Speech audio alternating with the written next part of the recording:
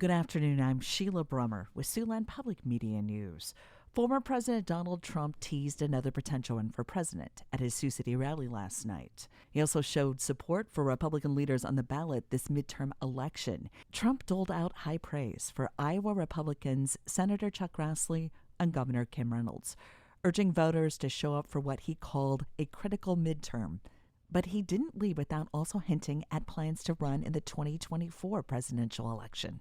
Trump pushed unproven claims of voter fraud and boasted about his past runs before breaking out in a smile. In order to make our country successful and safe and glorious, I will very, very, very probably do it again, okay? That proclamation riled up the crowd, which chanted his name in support. Senator Grassley told those who attended to make Trump's trip to the state's conservative stronghold worthwhile. You got to get your family and friends to go vote if we want to make a big difference and get a Congress that'll turn things around and stop these bad policies. Grassley leads his race against Democratic challenger Mike Franken by just 3 points, according to a Des Moines Register poll. That makes it the tightest race Grassley's faced since being in office. Governor Reynolds has a more solid hold on her seat, with a 17-point lead against Democrat Deirdre DeGear.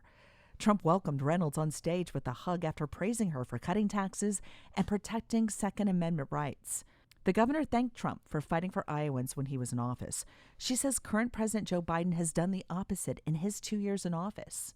Well, Iowans and Americans are fed up, and we're going to take our country back, and it starts on November 8th. Thank you. God bless you. Meanwhile, Democratic candidate for governor Deirdre DeGear is closing out her campaign with a message of unity. She says government's role is to protect everybody, not just some Iowans. DeGear spoke at an event in Indianola last night. There are so many issues that are bringing Republicans, Democrats, and independents together, including the issue of choice. These are issues that are really about our freedom, folks. That's what we're fighting for. DeGear also talked about familiar themes from her campaign, like her priority to give more funding to public schools and to oppose Governor Reynolds' private school scholarship plan, and her goal to expand mental health care options for Iowans. And Democratic U.S. candidate Mike Franken made a campaign stop in Des Moines last night where he took a jab at former President Donald Trump's rally in Sioux City. We must be part of the solution. We can be part of the solution, but we must do it together. The era of what's happening in Sioux City is over. Franken talked about the importance of party over politics. Franken drew a big applause from supporters when he talked about abortion rights.